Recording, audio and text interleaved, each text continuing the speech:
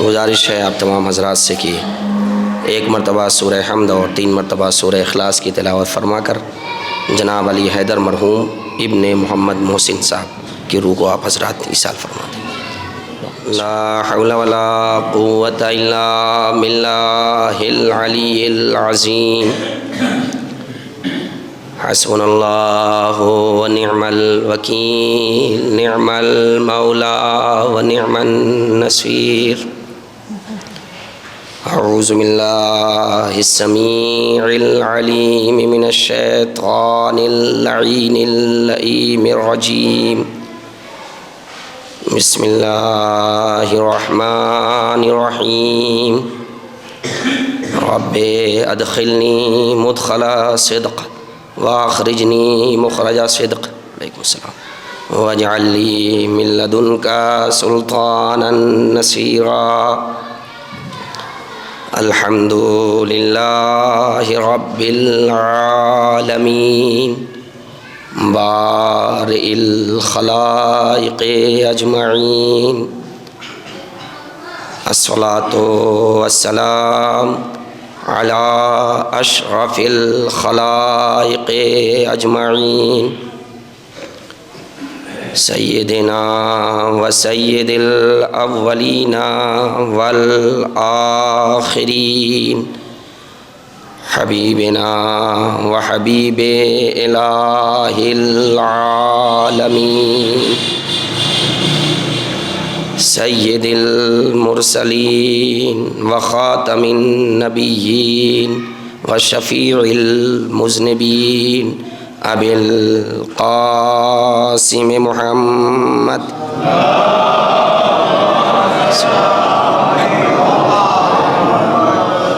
وعلی اہل بیتہ الطیبین الطاہرین المعصومین المظلومین، الہداۃ المہدیین، ولا سیما علی بقیۃ اللہ فی الارضین، ثم اللعنۃ الدائمۃ الباقیۃ المتواترۃ علی اعدائہم واعداء الدین، من الآن الی قیام یوم الدین، آمین یا رب العالمین۔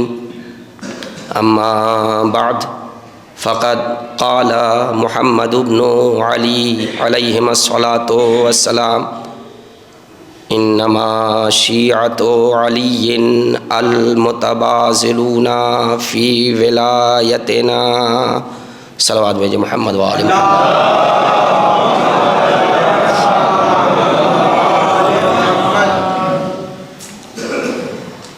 عزیزان گرامی قدر، بزرگان عزیز، نوجوانان ملت تشیع اور فرزندان اسلام و توحید، ایک مرد مومن کے ایصال ثواب کی مجلس عزا ہے، اور گزری ہوئی تاریخ، یعنی ابھی جو دن گزار کے ہم اور آپ بیٹھے ہوئے ہیں نماز مغربین کے بعد، وہ دن جو ہے 7ویں امام موسیٰ کاظم علیہ السلام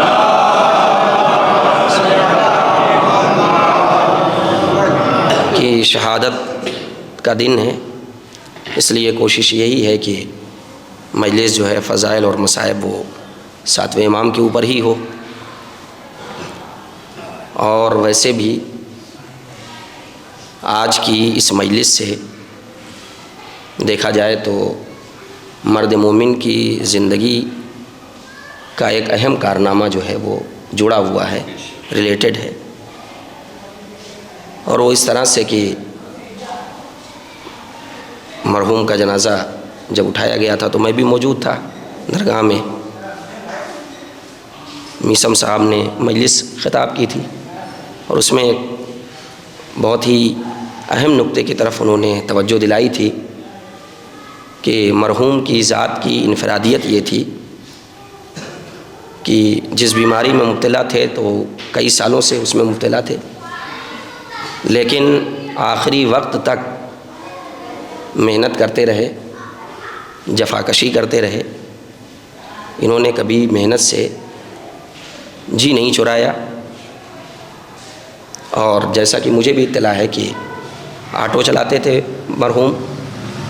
اسلام میں کمائی کرنا، رزق حلال طلب کرنا کسی بھی اعتبار سے معیوب نہیں ہے۔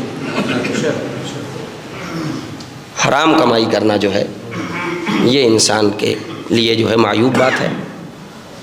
تو جب آٹو چلاتے تھے تو نلکی لگی رہتی تھی، مگر نلکی لگی ہوئی حالت میں بھی میں نے دیکھا کہ منہ پہ جو ہے رومال باندھے ہوئے اور اس کے بعد آٹو چلا رہے ہیں۔ تو ہم ان کی زندگی سے کہا گیا ہے، حدیثوں میں ہے کہ مرحوم کو جو ہے خیر کے ساتھ یاد کرو، تو ایک اچھا عمل تھا۔ اور ایسا عمل یہ ہے کہ آپ دیکھیں کہ اسلام کی ہر شریعت میں اس عمل کو بڑی اہمیت دی گئی ہے۔ اسلام کی کوئی بھی شریعت ہو، جناب آدم کے دور سے لے کر پیغمبر اکرم کی شریعت تک، پیغمبر آخر الزماں کی شریعت تک، ہر دور میں اسلام میں محنت کو اہمیت دی گئی ہے۔ محنت کرنا، مزدوری کرنا، کسی بھی طریقے سے انسان محنت کرے، اس کی طرف ہمارے اماموں نے بھی توجہ دلائی، اور پیغمبر سے بھی پہلے میں نے کہا کہ ہر شریعت میں اسلام نے عمل کو اور عمل میں محنت کو زیادہ اہمیت دی۔ یہ اسلام کی ہر شریعت کا اہم ترین باب ہے۔ اسلام کی لغت میں سستی اور کاہلی کے لیے کوئی لفظ نہیں ہے، یاد رکھیے گا، سستی اور کاہلی کے لیے کوئی جگہ اسلام میں نہیں ہے۔ جناب آدم کی شریعت سے دیکھیے اور پیغمبر کی شریعت تک ہر دور میں آپ کو ملے گا، جناب آدم ہوں، جناب الیاس ہوں، جناب ادریس ہوں، ہر نبی نے اپنے اپنے زمانے کے لحاظ سے محنت و مشقت کا درس دیا ہے اپنے عمل کے ذریعے، اور نمونہ بنے ہیں جو فالوور ہیں ان کے لیے۔ ہارڈ ورک کیا ہر نبی نے۔ اسی عمل کی طرف، اسی محنت کی طرف پیغمبر اکرم نے بھی اہمیت دلائی۔ نہیں، جملہ بدل دوں، اسلام میں محنت کی اہمیت یہ ایک اہم ترین باب ہے، ایک اہم ترین چیپٹر ہے، جس کو پیغمبر نے ہمارے لیے کھولا جنگ خندق میں پتھر اٹھا اٹھا کر، مولائے کائنات نے ہمارے لیے کھولا یہودی کے باغ میں جا کر، فاطمہ نے توجہ دلائی چکی چلا چلا کر۔ توجہ چاہتا ہوں، یہ اہم ترین باب ہے۔ اور پھر مولائے کائنات کے بعد ہمارے چھٹے امام اور ساتویں امام نے اسی چیپٹر کو ری اوپن کیا ہے، ہاتھوں میں کدال لے کر، زراعت کر کے۔ صلوات بھیجے محمد و آل محمد پر۔ تو یہ ہر زمانے میں رہا ہے۔ تو اس لیے موصوف کی زندگی اور ساتویں امام کی زندگی کو اگر نمونہ بنایا جائے تو یہ بات سمجھ میں آتی ہے کہ واقعاً امام کی زندگی سے درس لیا گیا ہے، اس لیے کہ یہ ساتویں امام کا ہی واقعہ ہے کہ آپ ہاتھ میں کدال لیے ہوئے کھیت میں کام کر رہے ہیں، اور حسن ابن علی ابن حمزہ ایک شخص ہے، اس کی نظر پڑی، اس نے کہا آپ یہ کام کر رہے ہیں اور سب لوگ جو آپ کے ساتھ ہیں وہ کہاں گئے؟ امام نے کہا تو کیسی باتیں کر رہا ہے، اور سب لوگوں کو کیوں تلاش کر رہا ہے؟ یہ تو وہ کام ہے، محنت کرنا، مزدوری کرنا، زراعت کرنا، یہ وہ کام ہے کہ جس کو ہم سے بہتر افراد نے بھی انجام دیا۔ توجہ چاہتا ہوں۔ تو کہا کہ آپ سے بہتر کون ہے؟ تو کہا کہ مجھ سے بہتر پیغمبر اکرم کی ذات ہے، مولائے کائنات کی ذات ہے۔ اور پھر یہیں پر امام کی زبان رکی نہیں ہے، ساتویں امام کی۔ امام نے کہا یہ محنت کرنا، مزدوری کرنا، زراعت کرنا، یہ تو انبیاء اور صالحین کی سیرت بھی رہی ہے۔ لیجئے، امام پیغمبر آخر الزماں تک نہیں رکے، بلکہ امام نے پیغمبر سے پہلے جو انبیاء گزرے ان کے کردار کو بھی اپنے اس جملے میں سمو دیا کہ اگر مورخ کی نظر ان کے کردار تک نہیں جا رہی ہے، اس ہارڈ ورکنگ والے کریکٹر تک نہیں جا رہی ہے، تو ہم اپنی اس حدیث کے ذریعے سے گزشتہ انبیاء کی سیرت کو بھی سیو کر کے رکھ دے، محفوظ کر دے، تاکہ مورخ لکھنے پہ مجبور ہو جائے کہ ساتویں امام نے فقط آخری پیغمبر کی شریعت کو نہیں بچایا ہے، ان سے پہلے کے پیغمبر کے اہم ترین سبق کو بھی، اہم ترین نقش کو بھی ابھارنے کی کوشش کی ہے۔ صلوات بھیجے محمد و آل محمد پر۔ تو اس لیے ہمارے امام ہاتھ میں کدال لیے ہوئے تھے۔ یہ محنت، مزدوری، یہ بات میں اس لیے کہہ رہا ہوں چونکہ 7ویں امام کی شہادت کی تاریخ گزری ہے ابھی ہمارے درمیان، اور میں بس مختصر الفاظ میں آپ تک پہنچاؤں گا، اس لیے کہ بہت زیادہ وقت نہیں ہوتا ہے ہمارے سامعین کے پاس کہ وہ زیادہ دیر تک مجلس سے سنیں۔ باہر سے آنے والے ذاکروں کو تو ہم لوگ برداشت کر لیتے ہیں، لیکن وطن کے ذاکروں کو باہر اگر زیادہ وقت ہوتا ہے تو باہر ہو جاتا ہے۔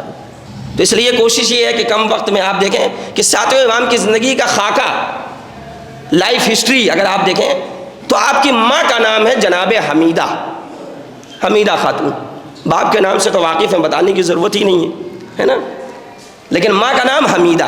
اچھا، یہ ماں کا نام بھی بڑا اہم ہوتا ہے، یہ بھی سمجھیے، ماں کا نام کم اہمیت کا حامل نہیں ہوتا ہے۔ آپ سوال کر سکتے ہیں مولانا کیا ضرورت ہے کہ ہم ماں کا نام یاد رکھیں؟ نہیں، یہ بھی ضروری ہے، یہ بھی ضروری ہے، اس لیے کہ اللہ معصوم شخصیتوں کو پاک و پاکیزہ بطن میں دیتا ہے، اس نفس میں دیتا ہے جو پاکیزہ ہو۔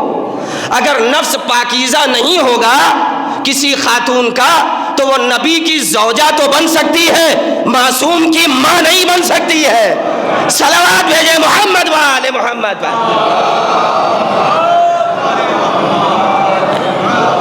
اس لیے یاد کرنا ضروری ہے ماں کا بھی نام، حمیدہ خاتون، ماں کا نام ہے حمیدہ۔ اور پھر ابھی دیکھیں تاریخ کل کی گزری، ذہن میں بات آ رہی ہے تو آپ کے حوالے کر دو کہ 24 رجب کی تاریخ فتح خیبر کی تاریخ۔ آپ کیا سمجھتے ہیں کہ مولائے کائنات کے ہاتھوں خیبر فتح ہوا؟ یقیناً فتح ہوا ہے، لیکن غور کریے کہ خیبر کی فتح سے پہلے مولائے کائنات اور مرحب کے درمیان گفتگو کیا ہوئی ہے؟ جو رز پڑھا گیا وہ کیا ہے؟ مرحب نے یہی تو کہا تھا، انا الذی سمتنی امی مرحبا، میں وہ ہوں کہ جس کی ماں نے اس کا نام مرحب رکھا ہے۔ مولائے کائنات نے کیا کہا انا الذی سمتنی امی حیدرا، میں وہ ہوں کہ جس کی ماں نے اس کا نام حیدر رکھا ہے۔ آپ سمجھے یہ خیبر کی جنگ صرف علی اور مرحب کی جنگ کا نام نہیں ہے، یہ دو ماؤں کے کردار کی بھی جنگ کا نام ہے۔ یہ دو ماؤں کے کردار کا جنگ ہے، کردار کی جنگ ہے۔ ایک طرف علی کہہ رہے ہیں کہ میری ماں نے میرا نام حیدر رکھا، ایک طرف مرحب کہہ رہا ہے میری ماں نے میرا نام مرحب رکھا۔ اب جیسے ہی مرحب نے یہ جملہ سنا کہ علی کہہ رہے ہیں میری ماں نے میرا نام حیدر رکھا ہے، بس اتنا ہی جملہ تھا مولائے کائنات کا، بس اتنا سنا کہ ان کی ماں نے نام رکھا حیدر، پلٹ گیا ہے، پلٹ گیا۔ اب یہ الگ بات ہے بہکانے پہ دوبارہ آیا، لیکن پلٹا۔ اب یہ پلٹنا یہ خود آدھی شکست کی علامت ہے، یہ آدھی شکست کی علامت ہے۔ اب آپ سمجھے خیبر کا قلعہ تو علی کے ہاتھوں پر فتح ہوا، مگر اس سے پہلے کردار کی جنگ میں فاطمہ بنت اسد فتح یاب ہو گئی۔ صلوات بھیجے محمد و آل محمد پر۔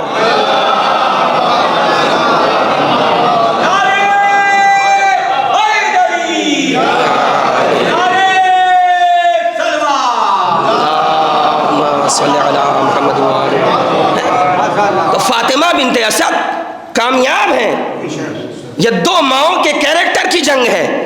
اور پھر آپ دیکھیں کہ کیا جملہ ہے کہ کس طرح سے فاطمہ بنت اسد جو ہے غالب رہیں، کیسے غالب رہیں کہ جناب علی اصغر کے بارے میں شعراء اکثر پڑھتے ہیں کہ ان کا جہاد اس طرح اتنا شاندار ہے کہ رن میں گئے، نقش کفے پا نہیں ہے، مگر میدان علی اصغر نے جیتا۔ توجہ چاہتا ہوں، شہزادہ علی اصغر کے بارے میں شعراء جو نظم کرتے ہیں مضمون، اس میں یہ بھی ایک مضمون ہوتا ہے کہ علی اصغر میدان جنگ کے فاتح بنے، مگر ایسے فاتح کہ میدان میں تو گئے مگر میدان میں نقش قدم نہیں دکھا اور میدان فتح کر لیا۔ مگر میں فاطمہ بنت اسد کے لیے تو یہ بھی کہوں گا یہ تو میدان میں بھی نہیں گئی، میدان میں نہ جا کے گھر کے اندر رہ کے میدان کو فتح یاب کر لینا فاطمہ بنت اسد کا کارنامہ ہے۔ صلوات بھیجے محمد و آل محمد پر۔ فاطمہ بنت اسد، یہ کیا ہے گھر کے اندر؟ نہیں، میں اور ڈیپلی اگر جا کے آپ کے سامنے بیان کروں، فاطمہ بنت اسد کی شہادت ہو چکی، انتقال ہو چکا ہے فاطمہ بنت اسد کا جب فتح خیبر ہوا ہے۔ اس کا مطلب کیا؟ فاطمہ بنت اسد، میرا جملہ تو صحیح ہے، فاطمہ بنت اسد میدان میں نہیں ہے، میدان میں نہیں ہے۔ یہ ہماری ماؤں بہنوں کے لیے یہ جملہ دے رہا ہوں۔ یہ کیا ہے؟ فاطمہ بنت اسد میدان میں نہیں۔ آج کی خاتون یہ کہتی ہے، مرد باہر نکلتا ہے، باہر نکلنے کے بعد محنت کرتا ہے، مزدوری کرتا ہے، ترقی کرتا ہے تو نام پیدا ہوتا ہے، باہر نہ نکلے تو نامور نہیں بن سکتا۔ توجہ چاہتا ہوں، باہر نہ نکلے مرد تو نامور نہیں بن سکتا۔ تو خاتون آج کی سوال کر سکتی ہے، تو پھر مولانا اسلام نے ہمیں گھر کے اندر کیوں رکھا؟ ہم کیسے نامور بنیں گے؟ جنگ خیبر نے دلیل دے دی، خاتون کو میدان میں نکلنے یا بازار میں گھومنے کی ضرورت نہیں ہے، کیریکٹر میں استحکام ہو، گھر کے اندر رہے، میدان میں تذکرہ ہوتا ہے۔ صلوات بھیجے محمد والے محمد پر۔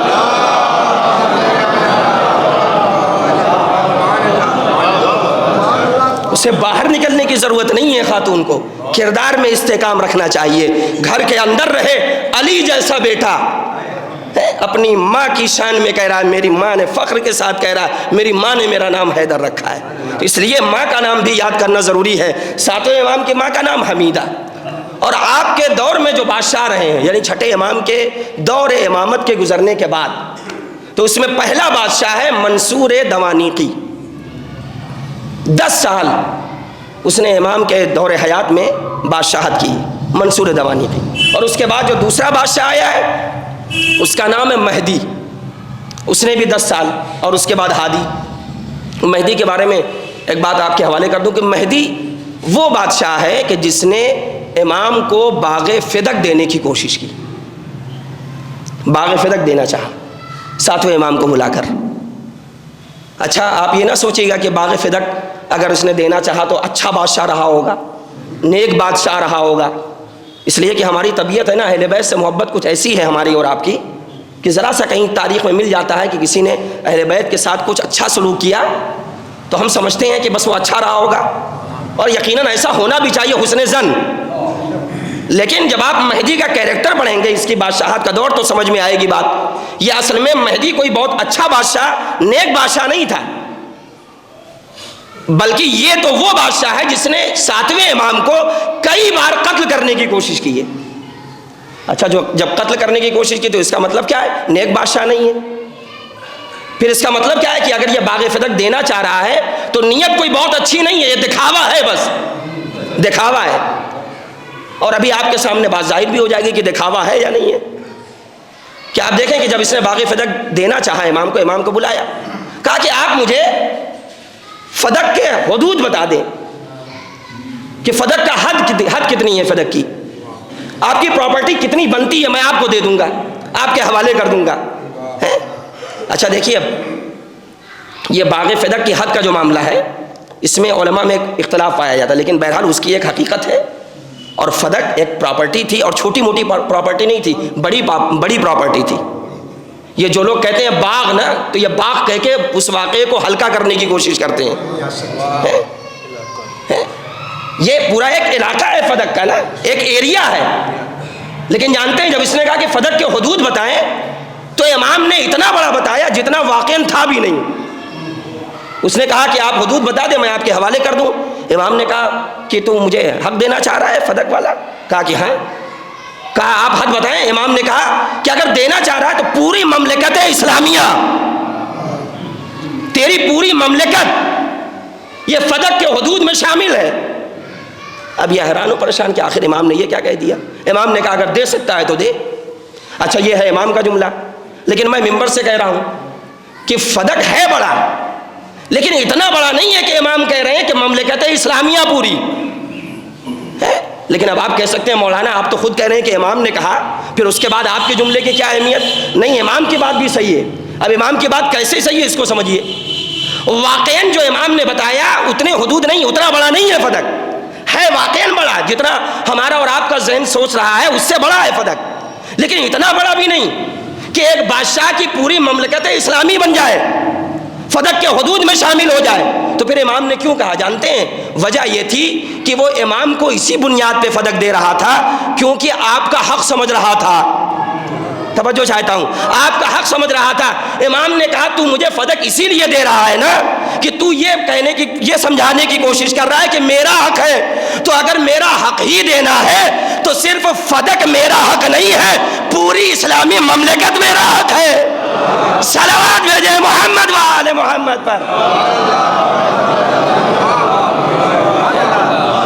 لہذا پوری اسلامی مملکت. اب اس نے نہیں دیا، وہ ظاہر سی بات ہے، وہی والی بات ہے کہ ہارون نے بہلول سے جنت خریدنی تو چاہی، مگر جب بدلے میں حکومت مانگ لی بہلول نے، تو جب نیت خراب ہوتی ہے تو انسان لاکھ خریدنا چاہے مگر خرید نہیں سکتا. تو یہ مہدی کا دور ہے 10 سال. اس کے بعد اس کا فرزند ہے، اس کا نام تھا ہادی.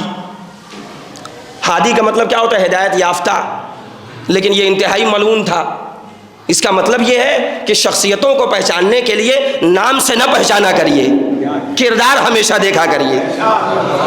فقط معصومین کے نام میں یہ لحاظ رکھا گیا ہے کہ جیسا نام ہے اس کے بھرپور معنی بھی ان کی شخصیت میں جھلکتے ہوئے نظر آتے ہیں.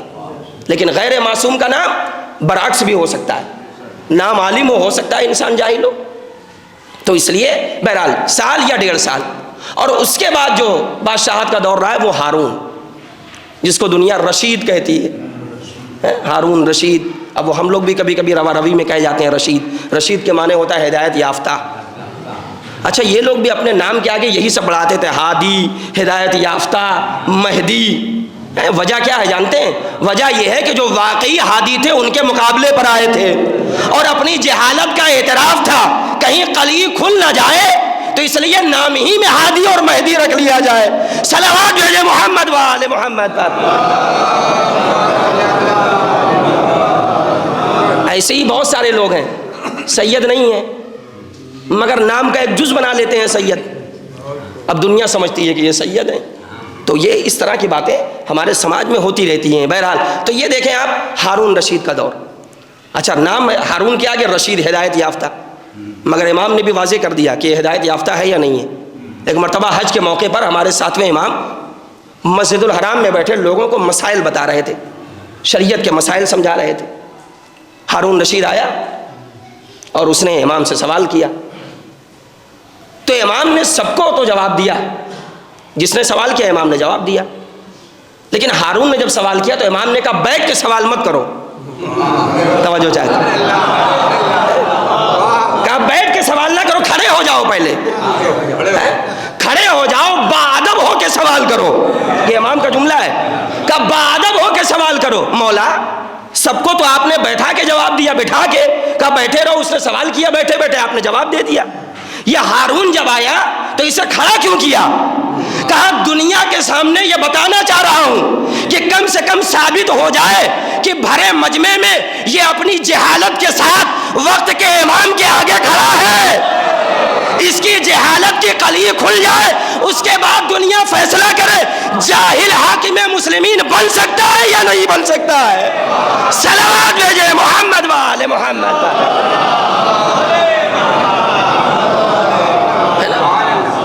تو یہ امام نے اس لیے ہارون کو کھڑا کیا، کہا تاکہ اس کی جہالت بھی لوگوں کے سامنے آشکار ہو جائے. تو نام کا جز بنانے سے کوئی فرق نہیں پڑتا ہے. امام نے بتا دیا، کہا یہ جاہل ہے، اپنی جہالت کے ساتھ کھڑا ہوا ہے. اور ہمارے ہر امام نے، یاد رکھیے گا، اپنے دور امامت میں جو مد مقابل رہا ہے بادشاہ جس نے حکومت ہتھیانے کی کوشش کی ہے اور حکومت لی ہے، ہمارے ہر امام نے ثابت کرنے کی کوشش کی ہے یہ کتنا جاہل ہے، کتنا جاہل. بہرحال وقت نہیں ہے میرے پاس. اب آپ دیکھیں کہ یہ ہمارے 7ویں امام، اپنے دور میں بہت سارے عیسائیوں کو آپ نے مسلمان بنایا. اور صرف عیسائیوں کو ہی نہیں، عیسائیوں کے راہب، بہت سارے راہب، ان کو امام نے مسلمان بنایا. اور کس طرح سے ایک مرتبہ ملتا ہے کہ ایک انسان تھا عیسائی، راہب تھا، پادری، یعنی لوگوں کو تعلیم دینا جس کا کام ہے، جو لوگوں کو درس زندگی سکھاتا ہے، سمجھاتا ہے. وہ آیا ایک مرتبہ اکڑتا ہوا، تکبر میں مبتلا، انتہائی گھمنڈی انسان امام کی خدمت میں. اور امام کے پاس آنے کے بعد کہہ رہا ہے کہ مجھ سے بڑا کائنات میں کوئی عالم نہیں ہے. میں توریت اور انجیل کا بہت بڑا عالم ہوں. ہے کون؟ عیسائی راہب. کہا میں توریت اور انجیل کا بہت بڑا عالم ہوں. امام نے کہا عیسائی ہے نا؟ کہا کہ ہاں. کہا کہ اگر عیسائی ہے اور تو راہب ہے، تو لوگوں کو درس دیتا ہے اور کہہ رہا ہے توریت اور انجیل کا عالم ہوں، تو بس اتنا بتا دے کہ جناب عیسیٰ کس دن پیدا ہوئے، کس وقت پیدا ہوئے، کس جگہ پیدا ہوئے. بس اتنا بتا دے، بس اتنا بتا دے. ایک سوال امام نے یہ کیا. کہا دوسرا سوال میرا یہ کہ یہ بتا دے کہ جناب عیسیٰ کی ماں جو مریم ہے، ان کی والدہ کا نام کیا تھا؟ اب یہ بڑا حیران و پریشان. امام نے کیا کہا کہ جناب عیسیٰ کس دن پیدا ہوئے اتنا بتا دے بس. کہاں پیدا ہوئے، کس جگہ پیدا ہوئے اتنا بتا دے. اور ہے تو عیسائیوں کا راہب. جب وہ جواب نہیں دے پایا تو امام نے کہا بس ہے تو عیسائیوں کا راہب ہے اور تجھے اپنے نبی عیسیٰ کے بارے میں نہیں پتا کہ کب پیدا ہوئے. میں ہوتا تو ہاتھ جوڑ کے کہتا فرزند رسول، یہ مسئلہ تو مسلمانوں کے بھی ساتھ میں ہے. جس پیغمبر آخر الزمان کو مانتے ہیں آج تک فیصلہ نہیں کر سکے کب پیدا ہوئے کب انتقال ہوا. 12 وفات ایک ہی تاریخ ہے، اسی میں پیدا بھی ہے اسی میں انتقال بھی ہوا. صلوات بھیجے محمد و آل محمد پر. آج تک مسلمان علماء پریشان ہیں اس مسئلے میں. اب بعض لوگ تو کہنے لگے ہیں کہ خوشی نہ منائی جائے اس لیے کہ کہتے ہو 12 وفات. اب میرے پاس، میں کسی پر اعتراض زیادہ نہیں کرتا ہوں، لیکن جب بات آئی ہے ایک علمی گفتگو آپ کی خدمت میں رکھ رہا ہوں، تو جب کہہ رہے ہو 12 وفات تو اس کا مطلب ہے کہ وفات ہے، تو پھر خوشی کیوں منا رہے ہو؟ خوشی نہ منائی جائے. لیکن بعض لوگ کہتے ہیں کہ چونکہ ولادت ہے اسی تاریخ کو تو اس لیے میلاد منائیں گے، غم نہیں منائیں گے. تو اب فیصلہ نہیں کر پا رہے ہیں. امام نے وہی عیسائی کے سامنے رکھا، راہب کے سامنے. کہا تو بتا دے. نہیں بتا سکا. کہا کہ جناب مریم کی والدہ کا نام بتا دے. نہیں بتا پایا. امام نے کہا سن، تو نہیں جانتا میں بتاتا ہوں. امام نے کہا کہ جناب عیسیٰ کی والدہ مریم کی ماں کا نام یونانی زبان میں مرسا ہے، جسے عربی میں وہیبہ کہا جاتا ہے. امام بتا رہے ہیں. اور جناب عیسیٰ کی ولادت کے بارے میں نے تجھ سے کہا تھا کہ کب پیدا ہوئے، کس جگہ پیدا ہوئے. ہم صرف ولادت کی بات نہیں بتائیں گے، ہم تو یہ بھی بتائیں گے کہ حمل کس دن قرار پایا. حمل کس دن قرار پایا، یہ بھی ایک اہم ترین سوال ہے. اس لیے کہ جناب عیسیٰ کی خاصیت آپ جانتے ہیں، بغیر باپ کے پیدا ہوئے. امام نے کہا کس دن دنیا میں آئے یہ بھی ہم بتائیں گے، مگر اس سے پہلے سن لیں کہ کس دن حمل قرار پایا، وہ وقت کون سا تھا. تو کہا بتائیے فرزند رسول. کہا کہ جناب عیسیٰ کا حمل ان کی ماں کے شکم میں سب سے پہلے جمعے کے دن قرار پایا. پہلا حمل جو ہے یعنی پہلی تاریخ جو حمل کی تھی وہ جمعے کے دن، اور وقت تھا ظہر کا. اور پھر امام نے وضاحت کی. کہا چونکہ ایک نبی خدا کا حمل قرار پایا ہے اسی لیے پیغمبر آخر الزمان نے جمعے کے دن کو بابرکت قرار دیا. اور آج مسلمان جمعے کے دن ظہر کے وقت خاص طریقے سے عبادت کا فریضہ انجام دیتے ہیں، اس لیے کہ یہ دن ایک نبی خدا کی تخلیق کا دن ہے. نہیں جملہ بدل دوں، قدرت پروردگار کے اظہار کا دن ہے جمعہ. صلوات بھیجے محمد و آل محمد پر.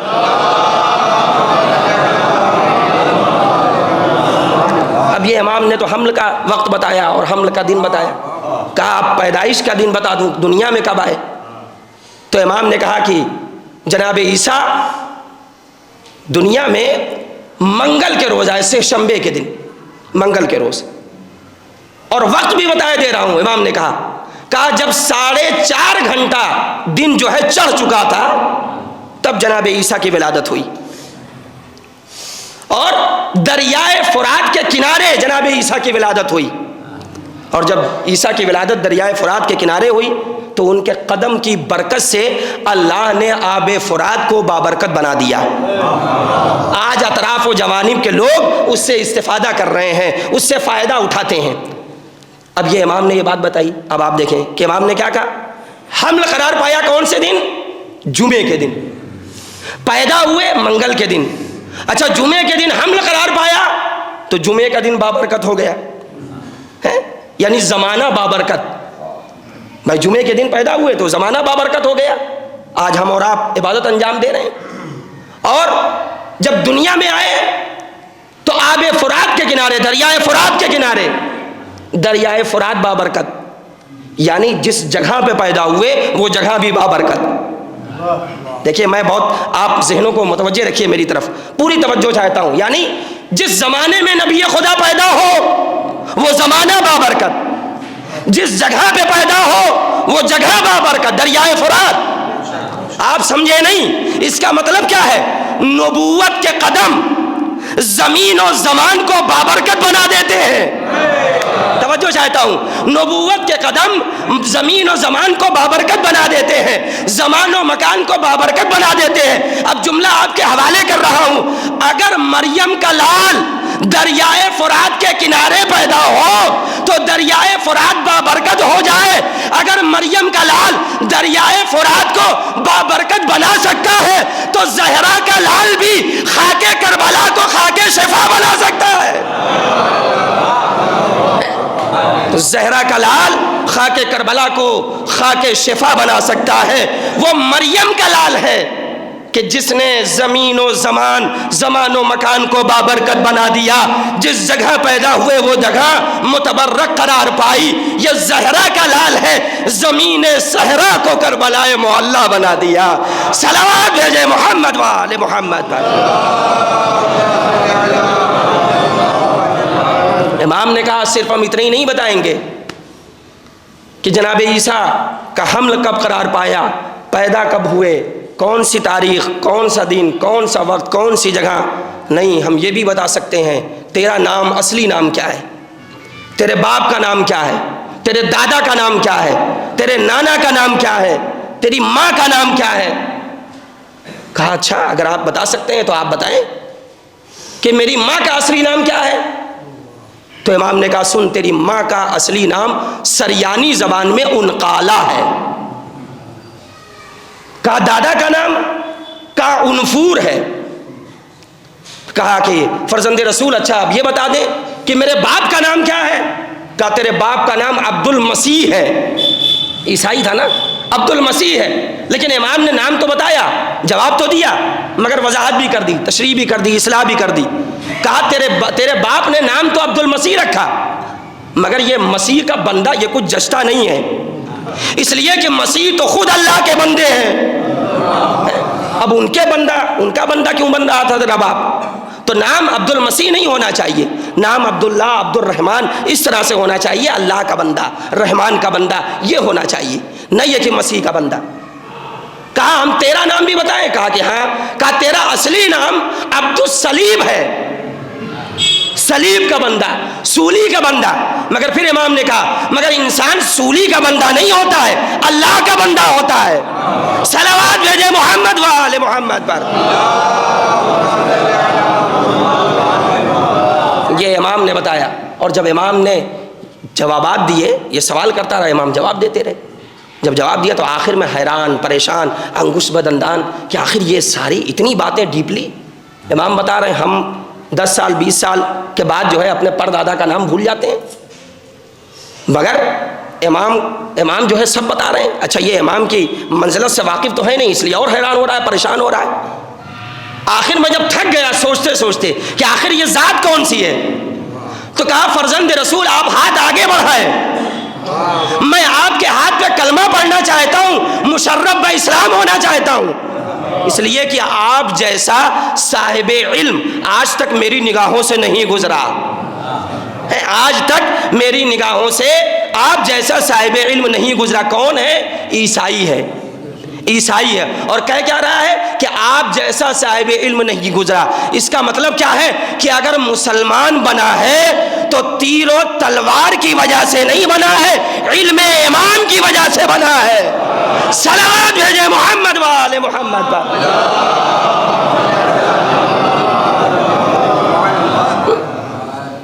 علم امام کی وجہ سے بنا. علم ہے، علم کی وجہ سے انسان دائرہ اسلام میں داخل ہوتا ہے۔ اس کا مطلب کیا ہے کہ اگر ایک مبلغ دین کی تبلیغ کرنا چاہتا ہے تو ممبر پر آنے سے پہلے اسے علم سے آراستہ ہونا ہوگا، اور سماج کو بھی سمجھنا ہوگا کہ ہم جنہیں ممبروں پہ بٹھا رہے ہیں ان کا علم کتنا ہے، وہ کس پائے کے ہیں۔ ایسا تو نہیں ہے کہ صرف خطابت ہی خطابت ہے، چرب زبانی ہی چرب زبانی ہے، شریعت بیانی نہیں ہے۔ یہ ہماری ذمہ داری بنتی ہے، اس لیے کہ جو ممبر پہ آئے اس کی ذمہ داری ہے دین کی تبلیغ کرے۔ دین کی تبلیغ، دین کی ترسیل یہ علم کے ذریعے ہوتی ہے، علم کے ذریعے ہوتی ہے۔ لیکن اس وقت سماج کے ساتھ ستم ظریفی یہ ہے کہ جتنے شہر ظلمات ہیں اب سب ممبر پہ آنے لگے ہیں، سب ممبر پہ آنے لگے ہیں۔ تاریکیوں کے جو شہر ہیں، اچھا ایک جملہ کہا جاتا ہے اکثر ہم سے، اور خاص طور سے جو وطن کے علماء ہیں ان سے کہا جاتا ہے مولانا کیسے آپ سے پڑھوائیں؟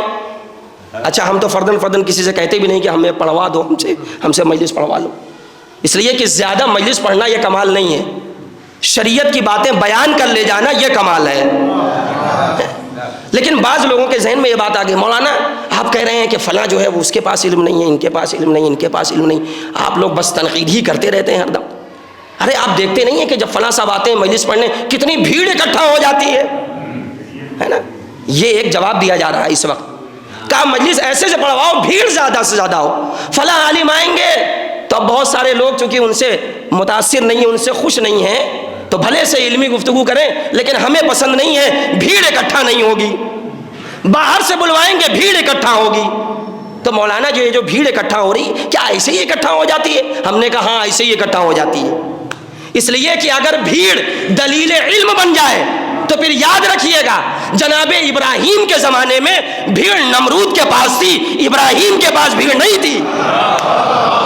جناب موسیٰ کے زمانے میں بھیڑ فرعون کے پاس تھی، بھیڑ موسیٰ کے پاس نہیں تھی۔ جناب نوح کے زمانے میں قرآن کہہ رہا ہے فَمَا آمَنَ مَعَهُ إِلَّا قَلِيلٌ، یعنی جناب نوح پر ایمان چند افراد لائے، قلیل افراد لائے۔ بھیڑ دشمنان نوح کے پاس تھی، نوح کے پاس نہیں تھی۔ ارے حد یہ ہے آخری پیغمبر کے زمانے میں جنگ بدر میں دیکھ لیجئے بھیڑ لشکر کفار کے پاس ہے، لشکر اسلام کے پاس نہیں ہے۔ اس کا مطلب کیا ہے کہ بھیڑ جہاں پہ ہو، اس کا یہ مطلب نہیں ہے کہ جہاں پر بھیڑ ہو جائے وہ صاحب علم ہے۔ ارے لشکر جنگ بدر میں دیکھ لیجئے لشکر اسلام میں بھیڑ نہیں ہے، 313 ہے، لشکر کفار میں بھیڑ ہی بھیڑ ہے، جبکہ لشکر کفار میں ابو جہل ہے، لشکر اسلام میں مدینۃ العلم بھی ہے، باب مدینۃ العلم بھی ہے۔ صلوات بھیجیں محمد و آل محمد پر۔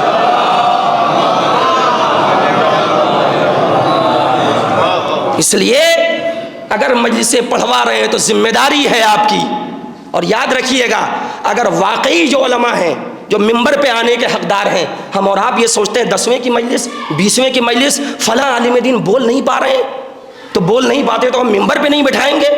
ارے کم سے کم چٹکلا تو نہیں پڑھیں گے، 2 مسئلے شرعی تو بیان کریں گے۔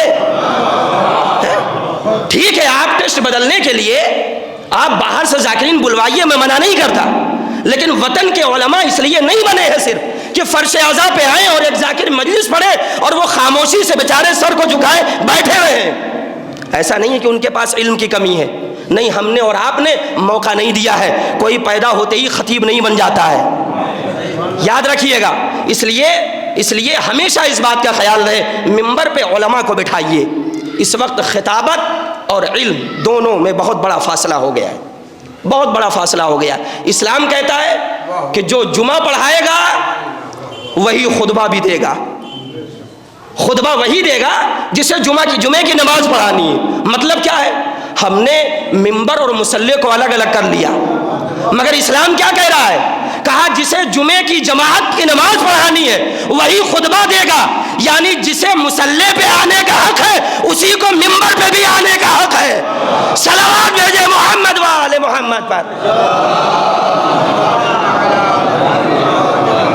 اور اگر آپ نے جاہلوں کو بٹھایا جو نہیں جانتے، اس وقت مذاق ہو رہا ہے قرآن کریم کی آیات کے ساتھ، کہاں تک 1-2 مثال ہو تو ہم بیان کریں، لیکن سینکڑوں ہزاروں مثالیں آیتوں کے ساتھ کھلواڑ ہو رہا ہے۔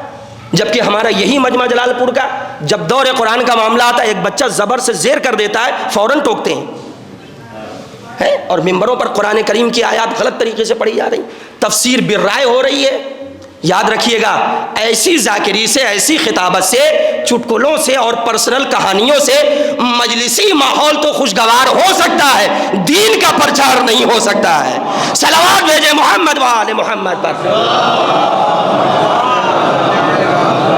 دین کی تبلیغ ہوگی تو علم کے ذریعے ہوگی۔ ساتویں امام کی زندگی گواہ ہے، کہہ رہا ہے کہ آپ جیسا صاحب علم نہیں دیکھا اس لیے میں مسلمان ہو رہا ہوں، علم امام کی وجہ سے مسلمان ہوا ہے۔ امام نے چٹکلے لطیفے نہیں سنائے ہیں، پرسنل کہانی نہیں سنائی ہے، یہ اس بات کی طرف متوجہ رہنا، یہ ساتویں امام کی زندگی۔ وقت نہیں ہے، 35 منٹ ہو گیا اور میں بس یہیں سے مصائب پہ جاؤں گا۔ ہمارا یہی امام سمجھ رہا ہے، ہارون رشید کہا کہ اب ان کے علم کا اظہار ہو رہا ہے، دنیا ان کی طرف متوجہ ہو رہی ہے، یہ زیادہ دن رہے تو ہماری حکومت کا تختہ پلٹ سکتا ہے۔ اس لیے اذیت پر اذیت، اذیت پر اذیت، ایک قید سے دوسری قید، دوسری قید سے تیسری قید، 3 قید تو میں نے خود کتابوں میں نے پڑھی کہ 3 مرتبہ امام کو زندان میں ڈالا گیا، ممکن ہے اس سے زیادہ ہو، کم سے کم 3 بار۔ اور 3 بار کیسے؟ پہلی مرتبہ امام کو بصرہ بلوایا گیا، بصرے کے زندان میں ڈالا گیا، جہاں کا حاکم تھا عیسیٰ بن جعفر، اس کے زندان میں ہمارے ساتویں امام کو ڈالا گیا۔